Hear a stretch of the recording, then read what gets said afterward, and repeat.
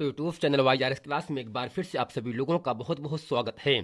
तो दोस्तों आज की इस पूरे वीडियो में हम कक्षा 10 21/2/2023 को यूपी बोर्ड गणित का पेपर हुआ, जो दोस्तों आपके सामने 822 EB कोड का है। तो दोस्तों इस पूरे वीडियो में बहुविकल्पी के 20 प्रश्न पढ़ने वाले हैं और मैं ये आशा करता हूं कि आप इस वीडियो में अंत तक जरूर बने रहेंगे। तो दोस्तों यहां आपके साथ प्रश्न नंबर 1 कह रहा है, तो दोस्तों प्रश्न यहां से कह रहा है कौन सा अभाज्य संख्याओं का युग्म है। प्रश्न नंबर दोस्तों 2 आपके सामने यहां से है, तीसरा है, चौथा, पांचवा और दोस्तों छठवां प्रश्न इस पूरे वीडियो में है। और इसी के साथ दोस्तों यहां से प्रश्न नंबर जो आपका 7वां है, 7, 8, 9, 10, 11 और दोस्तों 12 भी है, 13 भी है। इसी के साथ दोस्तों प्रश्न नंबर 14 भी आपके सामने है। तो दोस्तों प्रश्न नंबर 14 आपके सामने यहाँ से है, 15 है, 16 है, 17 है, 18 है, 19 है और दोस्तों यहाँ से 20 प्रश्न है। तो दोस्तों इस पूरे वीडियो में बहुविकल्पी के 20 प्रश्नों को, 20 महत्वपूर्ण प्रश्नों को इस पूरे वीडियो में हम अच्छे तरीके से पढ़ने वाले हैं। तो दोस्तों यहाँ से प्रश्न नंबर 1 कह रहा है, तो दोस्तों प्रश्न नंबर 1 है 100 वह कौन सा अभाज्य संख्याओं का युग्म है।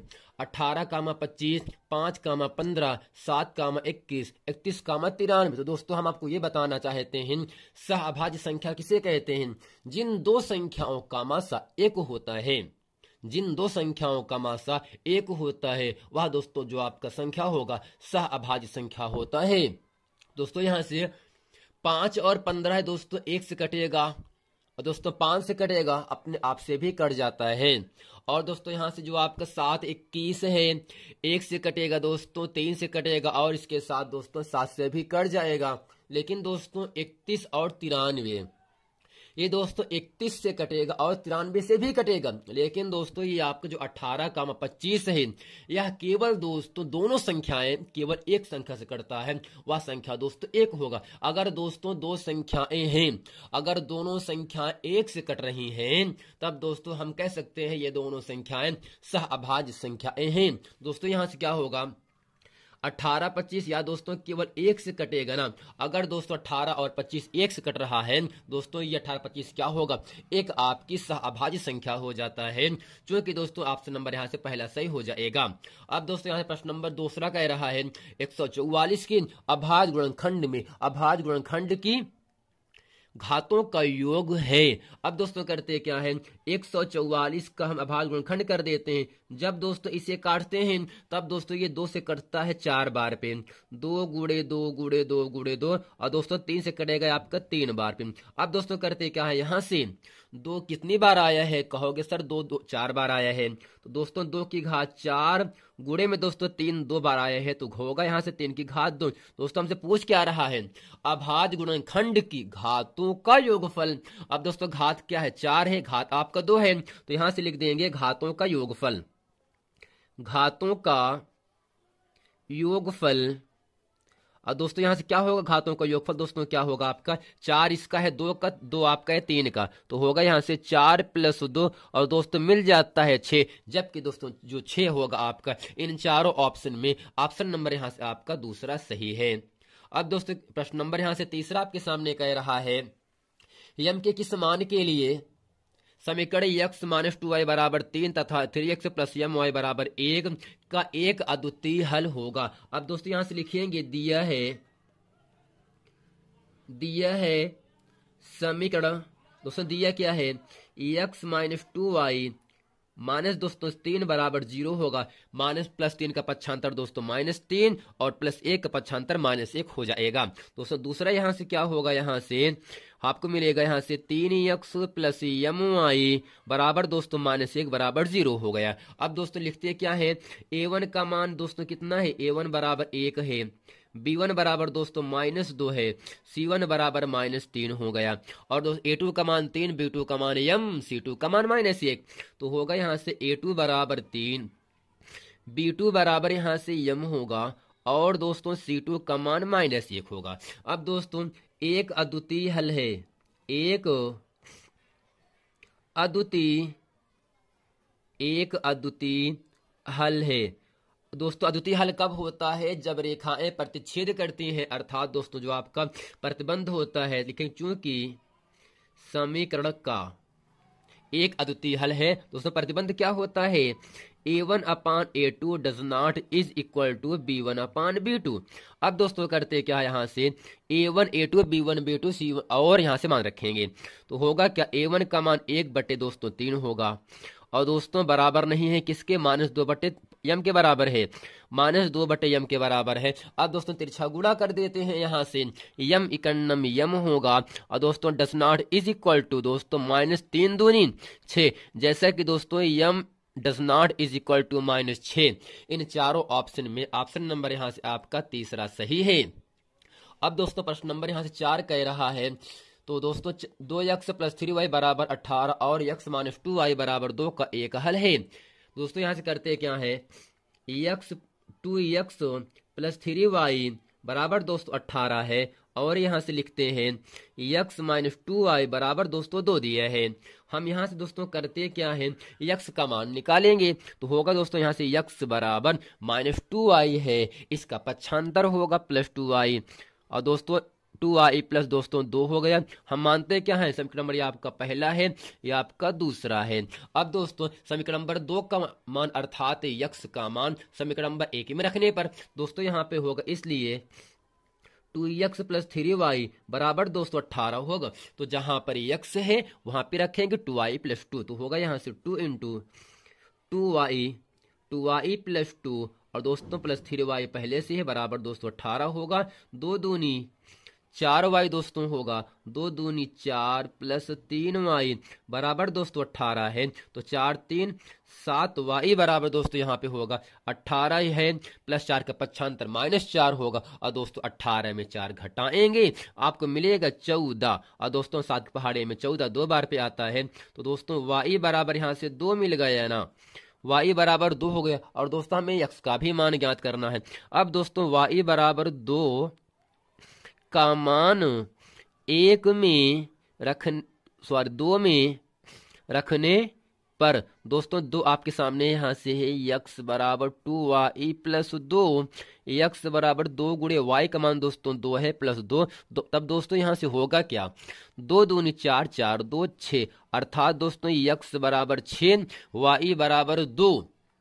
तो दोस्तों इन चारों ऑप्शन में x = 6 y = 2 ऑप्शन नंबर पहला आपका मिल रहा है, इसलिए यहाँ से ऑप्शन नंबर आपका पहला सही हो जाएगा। तो दोस्तों आशा करते हैं प्रश्न नंबर 1 2 3 4 अच्छे तरीके से अभी तक आप लोगों को समझ में आ गया होगा। अब दोस्तों प्रश्न नंबर 5 कह रहा है, दोस्तों प्रश्न नंबर यहाँ से 5 कह रहा है k के किस मान के लिए रैखिक समीकरण युग्म x + ky = 1 और kx + y = k² के अनेक हल होंगे। और दोस्तों जो अनेक हल होता है वह दोस्तों किस पर होता है, समपाती पर होता है, अर्थात तीनों का मान आपस में बराबर होता है। तो यहां से लिखेंगे दोस्तों समीकरण दोस्तों होगा क्या, x + ky = k होगा और दोस्तों जो प्लस बराबर k है पक्षांतर माइनस ये होगा, तो होगा यहाँ से x + ky - 1 = 0 और दोस्तों यहाँ पे होगा kx + y - k² = 0 हो गया। अब दोस्तों यहाँ से लिखते हैं a1 का मान 1, b1 का मान k, c1 का मान -1, a2 का मान k और दोस्तों b2 का मान 1 है और c2 का मान -k² है। तो यहाँ से पूछ क्या रहा है, अनेक हल होंगे चूंकि समीकरण के अनेक हल हैं। अगर दोस्तों अनेक हल है, प्रतिबंध क्या होता है, a1/a2 = b1/b2 = c1/c2।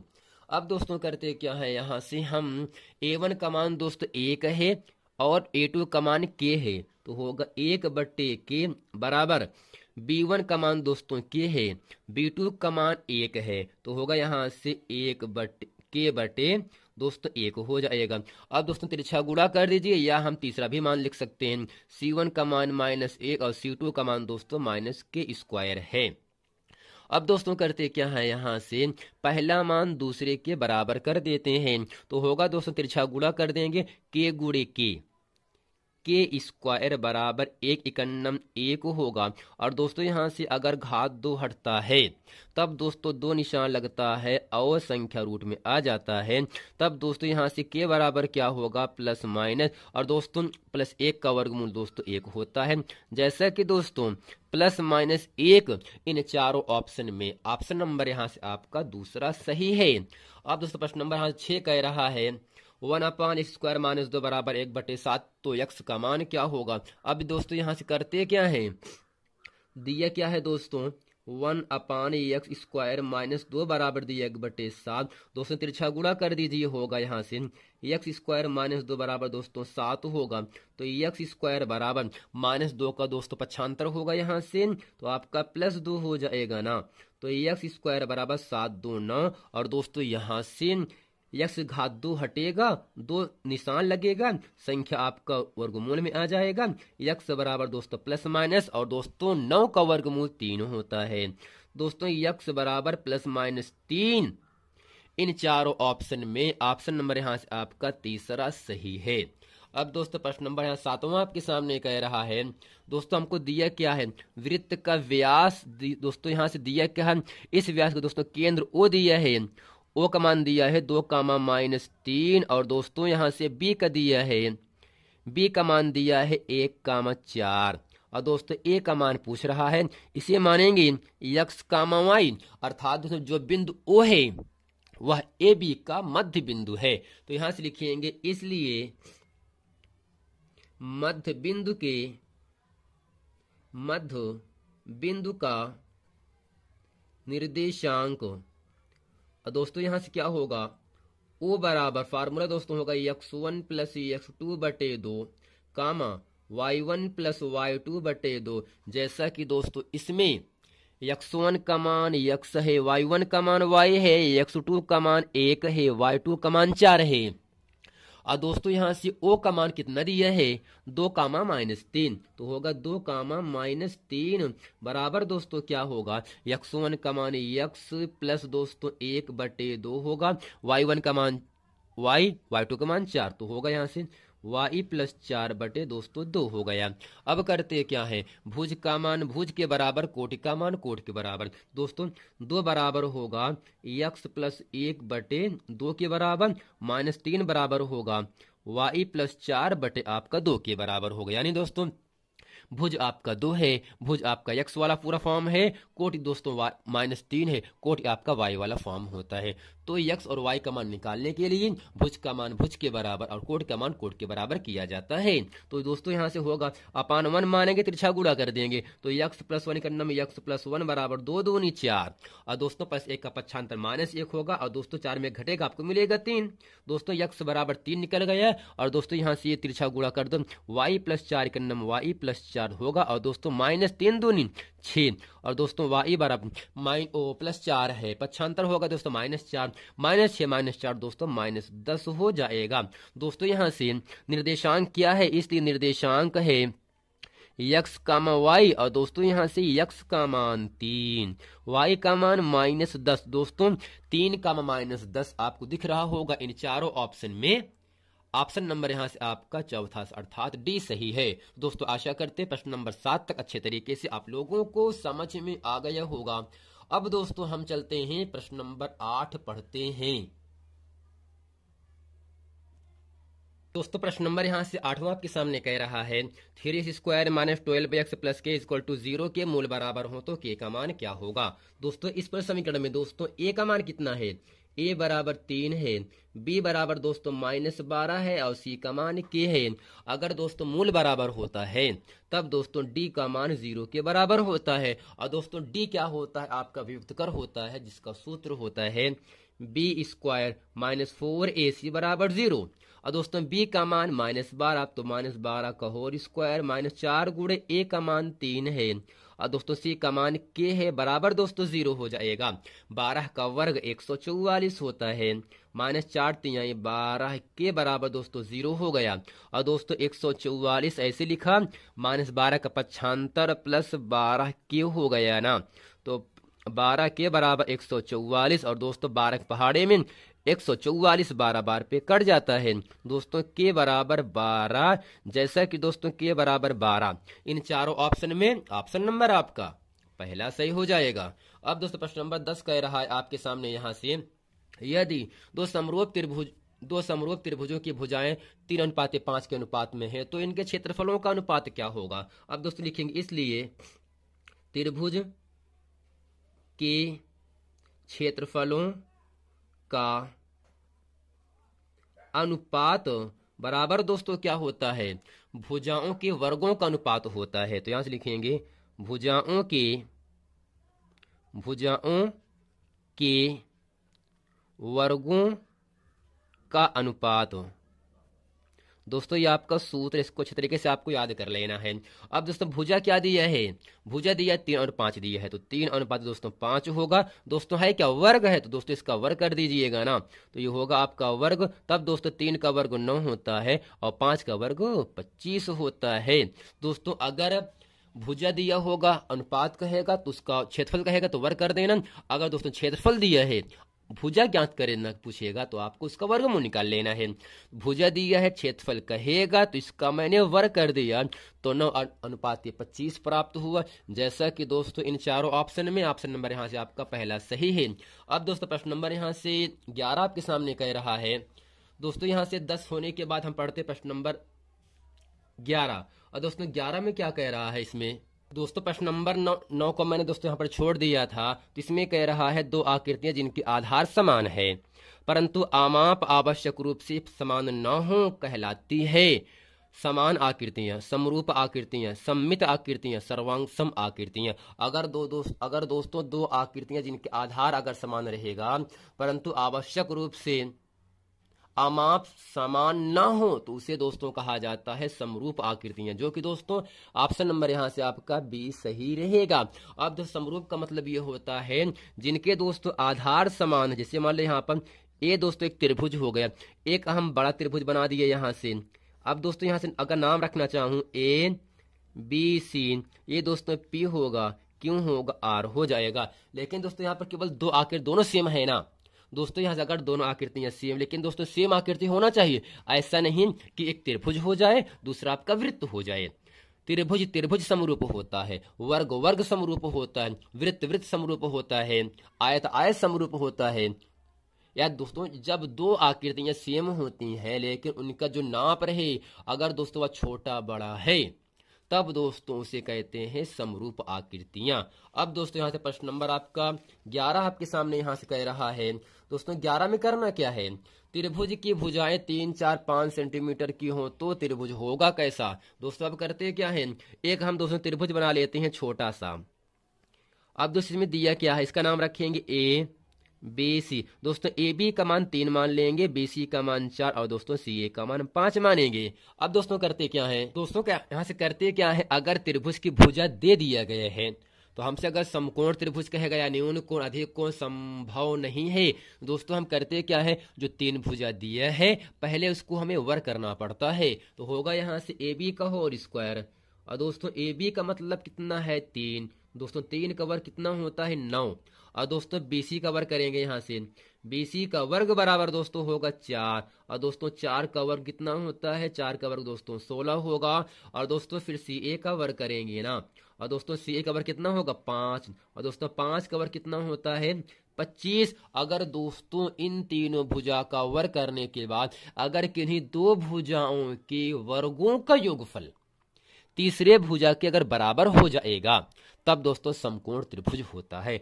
जैसा कि दोस्तों ए बी और बी सी इन दो भुजा के वर्गों का दोस्तों जो अगर योगफल करना चाहें यहाँ से तब दोस्तों 16, 9, 25 होता है, और दोस्तों जो 25 है वह दोस्तों यहाँ इसी ए के वर्ग के बराबर हो गया।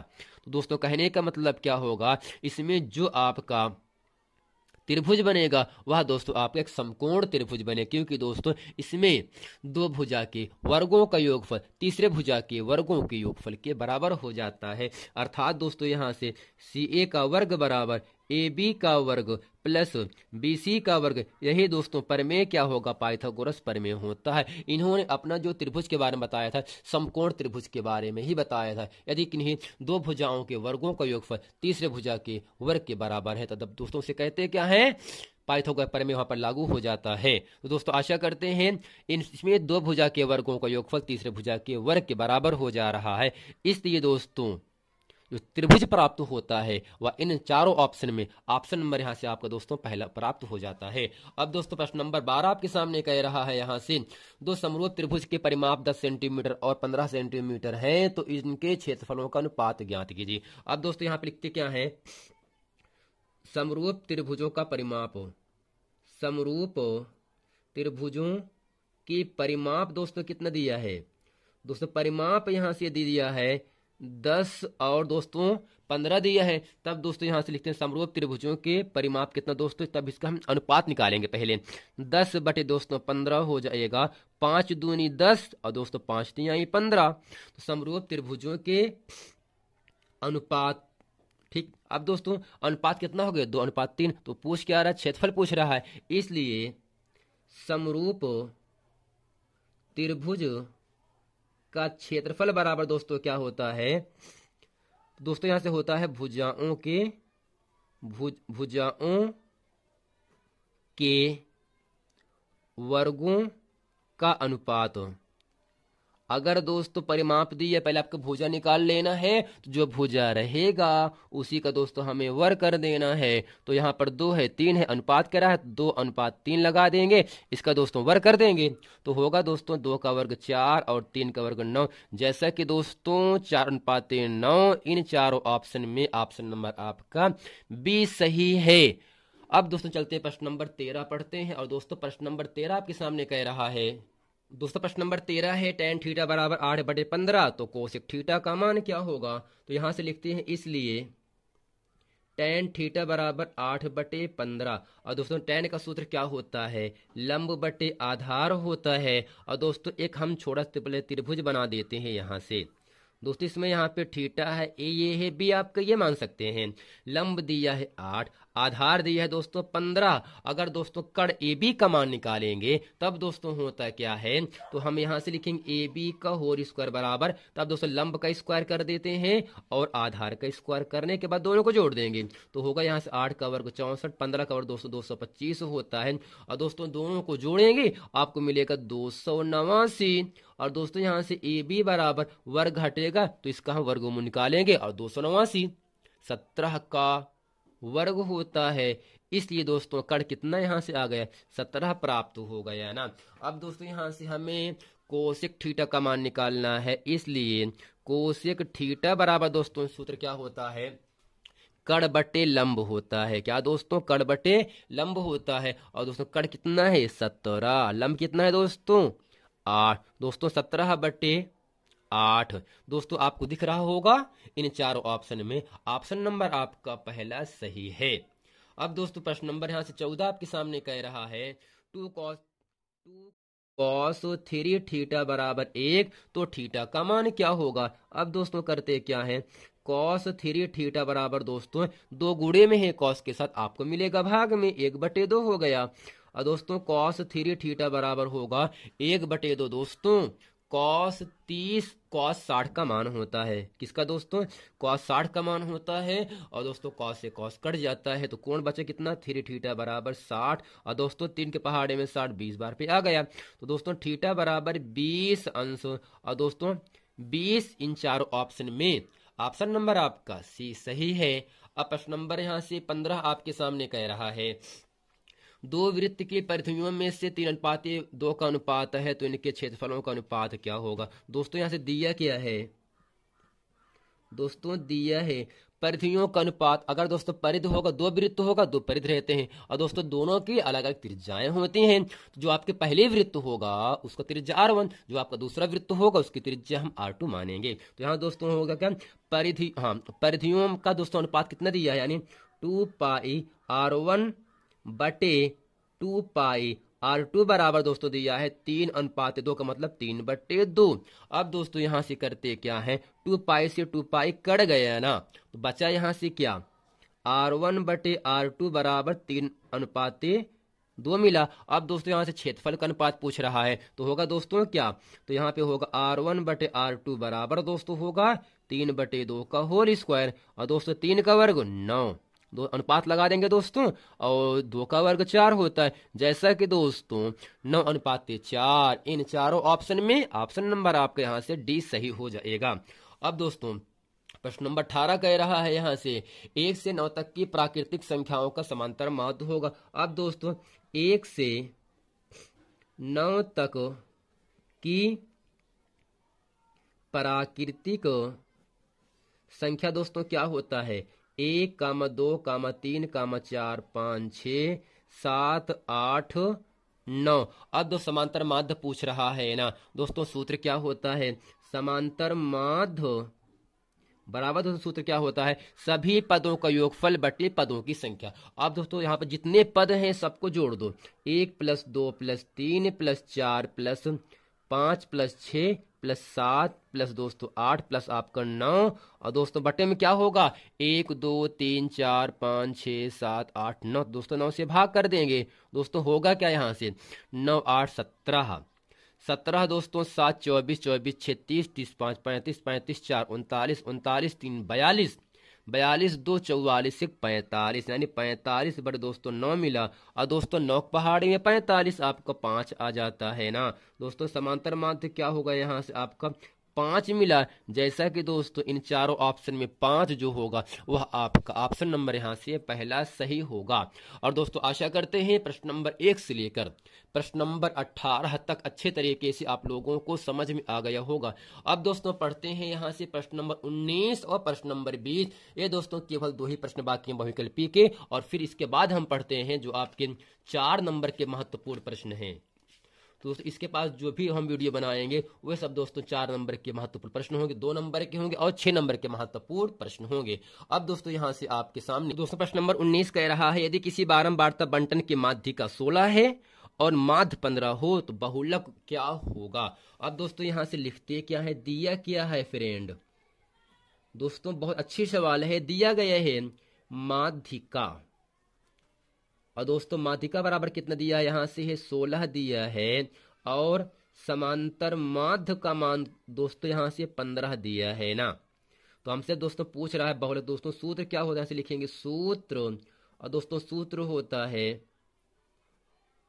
बहुलक बराबर 3 गुणे माध्यिका -2 गुणे समांतर माध्य। अब दोस्तों बहुलक पूछ रहा है 3 गुणे, और दोस्तों माध्यिका कितना दिया है 16, -2 गुणे दोस्तों माध्य दिया है 15। अब दोस्तों करते क्या है, 16 3 दोस्तों 48 होगा, 15 दूनी 30 होगा, दोस्तों घट करके आपको मिलेगा 18। जैसा कि दोस्तों 18 इन चारों ऑप्शन में ऑप्शन नंबर दोस्तों आपको कौन सा दिख रहा है, ऑप्शन नंबर आपका बी सही हो जाएगा।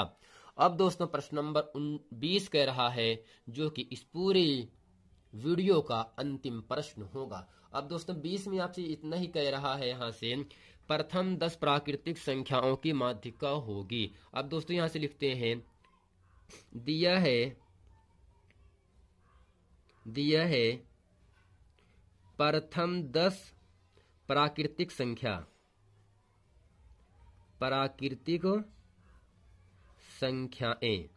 और दोस्तों जो प्राकृतिक संख्याएं होती है उनकी शुरुआत दोस्तों 1 से होता है। तो दोस्तों यहाँ से होगा क्या, 1, 2, 3, 4, 5, 6, 7, 8, 9 और दोस्तों 10 हो गया। अब दोस्तों यहाँ से गिनते हैं, आंकड़ा कितना दिया है, 1, 2, 3, 4, 5, 6, 7, 8, 9, 10 है। दोस्तों यहाँ से लिखेंगे n बराबर 10, और दोस्तों 10 क्या है, एक आपकी सम संख्या है, तो यहाँ से लिखेंगे सम संख्या है। अब दोस्तों सम संख्या के माध्यिका निकालने का सूत्र क्या होता है, यानी से लिखेंगे, इसलिए माध्यिका बराबर दोस्तों सूत्र होता है n/2 वहाँ पद प्लस n/2 + 1 वहाँ पद, और दोस्तों पूरे बटे आपका 2 होता है। जैसा कि दोस्तों n का मान 10 दिया है तो 10/2 वहाँ पद प्लस 10/2 + 1 छठवां पद और दोस्तों बटे हो जाएगा आपका 2। अब यहां से करते क्या है दोस्तों, कट के मिलेगा पांचवा पद प्लस दोस्तों कट के मिलेगा 5 और 5 में दोस्तों 1 को जोड़ेंगे 6 मिलेगा छठवां पद और दोस्तों बटे में आपका 2 लगा ही है। अब दोस्तों जो आपका यहाँ से आंकड़ा दिया है इसमें दोस्तों पांचवा पद कौन सा है, 1 2 3 4 5, पांचवा पद दोस्तों 5 है, छठवां पद आपका 6 है। दोस्तों दोनों को जोड़ देंगे तो यहाँ पे होगा 6 5 दोस्तों 11 है ना, तो 11 बटे 2 और दोस्तों 11 को 2 से भाग कर देंगे, आपको मिलेगा यहाँ से 5.5 अर्थात 5.5। जैसा कि दोस्तों आपको यहाँ से दिख रहा होगा 5.5 इन चारों ऑप्शन में ऑप्शन नंबर दोस्तों आपका यहाँ से डी सही हो जाएगा। दोस्तों आशा करते हैं इस पूरे वीडियो में वर्ष 2023 गणित 822 ईबी कोड में प्रश्न नंबर 1 से लेकर 20 तक के जो बहुविकल्पी महत्वपूर्ण प्रश्न थे मैंने इस पूरे वीडियो में अच्छे तरीके से आप लोगों को बता दिए। और दोस्तों मैं ये आशा करता हूं कि आप इस पूरे वीडियो को अंत तक जरूर बने रहेंगे और आप ये चेक कर सकते हो कि हमारा कितना क्वेश्चन सही है और मेरे को कितना क्वेश्चन गलत है। मिलते हैं दोस्तों नेक्स्ट वीडियो में, तब तक के लिए थैंक यू।